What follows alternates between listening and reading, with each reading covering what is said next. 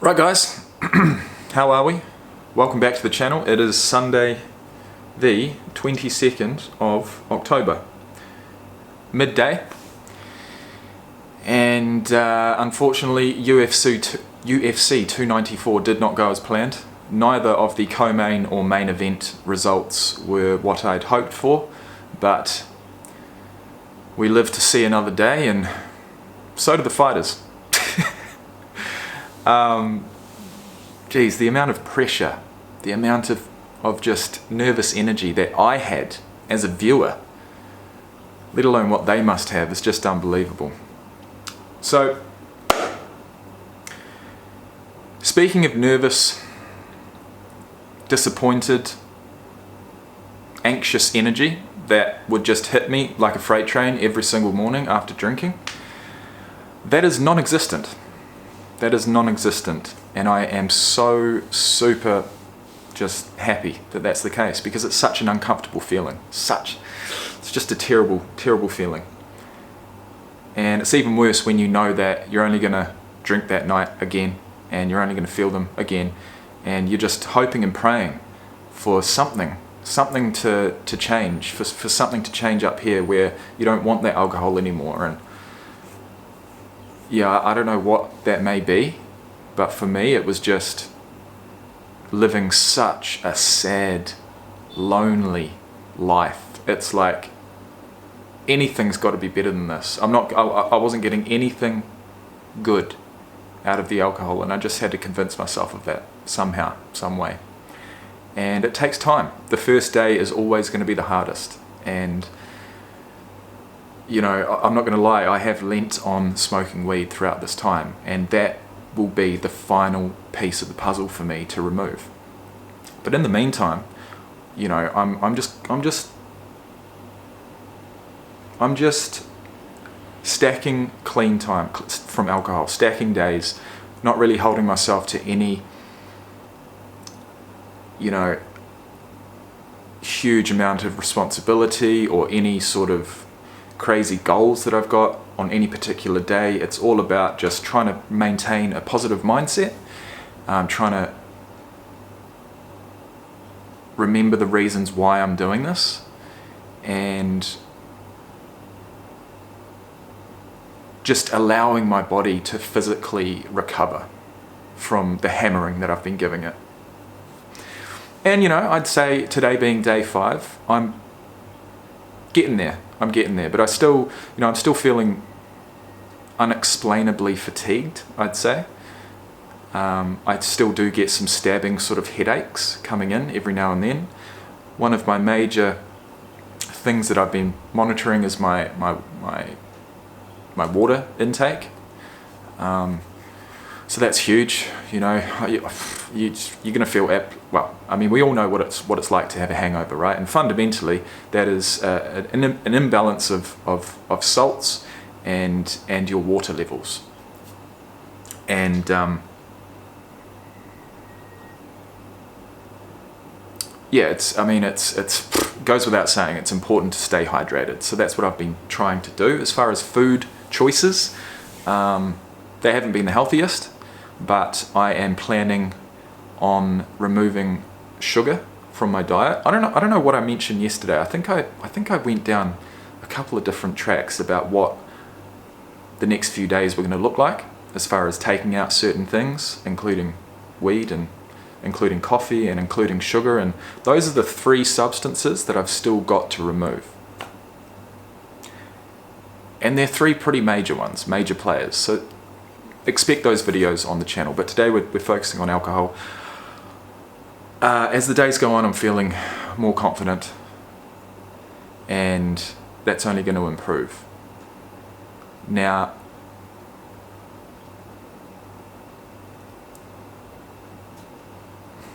eating's a big one. I need to remember to eat. I need to try and eat as early as possible in the day.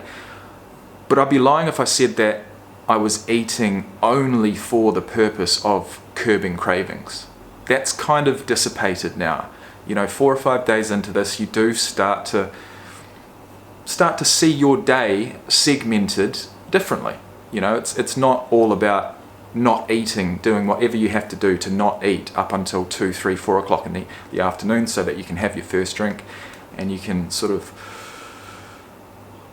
continue that through to 8 or 9 p.m. That's how I did it. 15 standard drinks, probably about three standard drinks per hour, every hour for 5 or 6 hours. Then I'd go and eat, and I'd eat copious amounts for a couple of hours. Then it would come to about midnight, and I would smoke some weed and pass out. That was my day. And that is no day. That is a day stagnant. That is a day wasted. And any day wasted is just, it doesn't fly with me anymore. It does not fly with me anymore. I think, yeah, a big reason behind this is my just, there's so many reasons behind it. I just feel so grateful. I feel really, really grateful that I have 5 days clean from alcohol, and I can't really ask for more than that at the moment.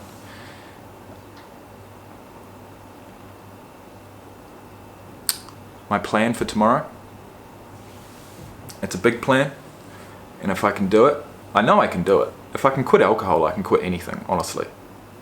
After the grip, the vice-like grip that it's had on me. So tomorrow, and I've already made an intro video to this, but tomorrow I will be taking out added sugar, which then in turn removes majority of processed foods. So that's going to be a huge help.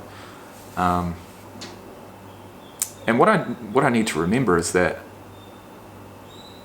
you know, for the most part, I was drinking spirits, right? Drinking bourbon or scotch, whiskey. And that's straight alcohol, watered down to about 40%, and that's sugar. That is carbohydrates. That's sugar. That will in turn wind up your pancreas and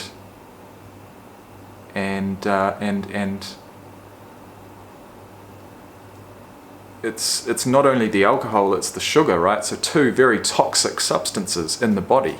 And then following that, I'll go and smoke some weed and shovel even more added sugar and more processed salt, fat, and just absolute garbage into my system.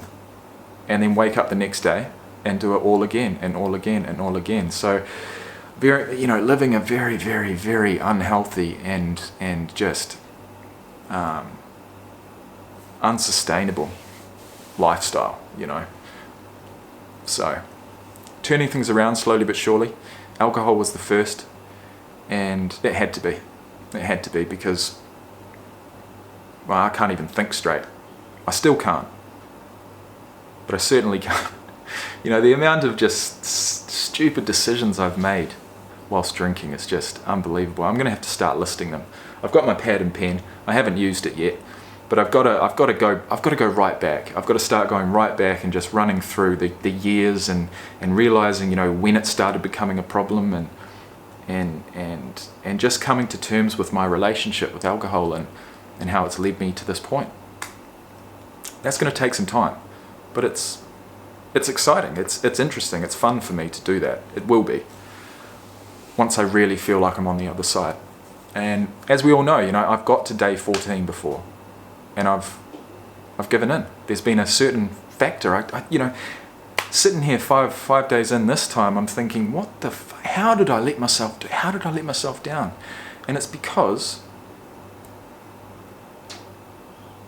of life, and it's because I was weak and weak-minded, and I let a certain lifestyle factor or a certain stress of life, a certain situation affect my sobriety, and I simply refused to let that happen. So that was a little chat for this morning. I don't really know what I've done, but I don't really know what I've talked about, sorry. What I have done, and what I'll continue to do, is not drink. Just for today, right? Just for today. I can do it for today, and then tomorrow will be day 6, and I'll do it tomorrow, and then it will be day 7, and day 8 and day 9. But one factor that I do know is that it's going to throw all of this out of whack. It's going to throw my thought patterns out of whack, and it's going to risk my sobriety from alcohol is taking out weed, taking out cannabis.